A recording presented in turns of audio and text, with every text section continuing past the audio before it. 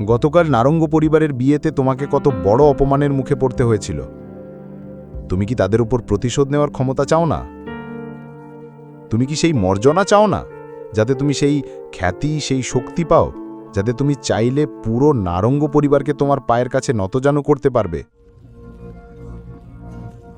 ভবেশেই তার ধূর্ত স্বভাব দিয়ে শিবমকে রাজি করানোর চেষ্টা করল, কিন্তু তবুও শিবম শুধু মাথা নাড়ল, আর কিছুই বলল না। আমি জানি যে তুমি আমাকে মন থেকে ঘৃণা করো। তুমি চাইলে আমাকে সারা জীবন ঘৃণা করতে পারো। যদি তুমি আমাকে তোমার বাবা হিসেবে মেনে নিতে না চাও, তবে সেটাও করো না, গম্ভীরভাবে বলল ভবেশ। শুধু একটা কাজ তোমাকে করতে হবে, সেটা হলো সাহা পরিবারে ফিরে এসে তোমার দাদুকে স্বীকার করা। তাহলেই তুমি সাহা পরিবারের অংশ হবে।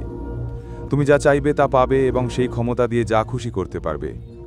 এটা যতটা সহজ শর্ত মনে হচ্ছে, আসলে এটা তোমার জন্য বিশাল একটা সুযোগ। এটা তোমার খ্যাতি আর উচ্চতার সব দরজা খুলে দেবে। তুমি কি এখনো এটা চাও না?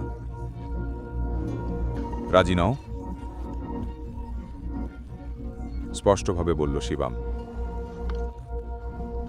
আমার তোমার সাহায্যের প্রয়োজন নেই। আমি সত্যিই তখন তোমার আর তোমার মায়ের সঙ্গে অন্যায় করেছিলাম, কিন্তু তুমি যদি আমার জায়গায় থাকতে, তবে তুমিও একই কাজ করতে। মানুষ জীবনে সবকিছু হারাতে পারে, তবে যে একটি জিনিস সে হারাতে পারে না, সেটা হলো তার নিজের জীবন। তার প্রয়োজন শুধু সেই ক্ষমতা যা তার নিজের হাতে আছে।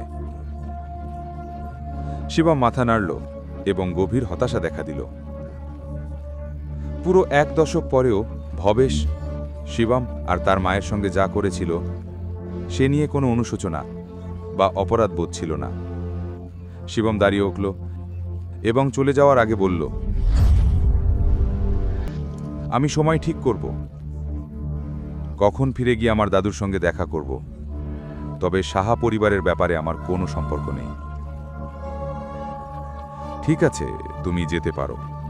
আমি তোমাকে শর্ত বলে দিয়েছি এবং তোমার জবাবের জন্য অপেক্ষা করব। আমি জানি না কেন, তবে আমি নিশ্চিত তুমি শেষমেশ মত পরিবর্তন করবে। হ্যাঁ, তুমি যা বলতে চাও বলো, বা যা করতে চাও করো।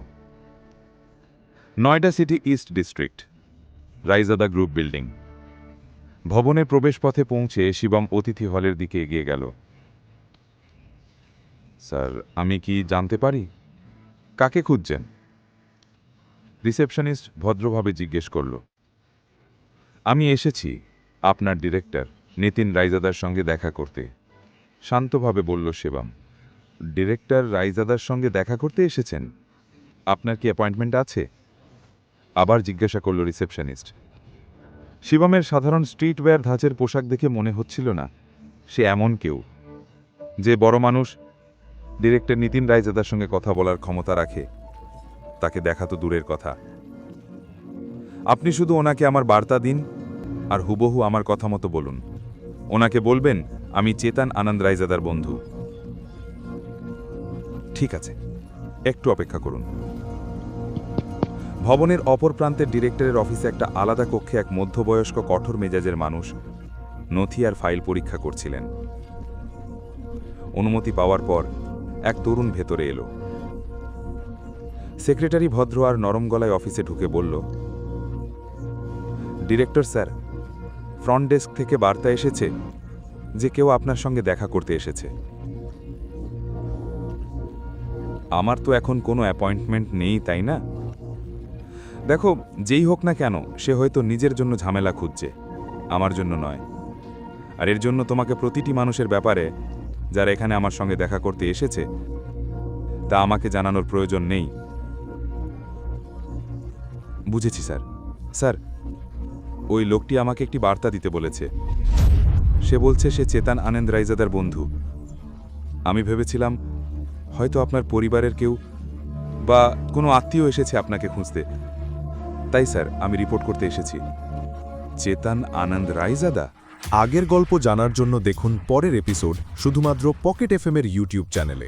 আর শিবম দ্য হিডেন ওয়ারিয়রের সব এপিসোড শোনার জন্য ডিসক্রিপশনে দেওয়া লিঙ্ক থেকে ডাউনলোড করুন পকেট এফএম অ্যাপ।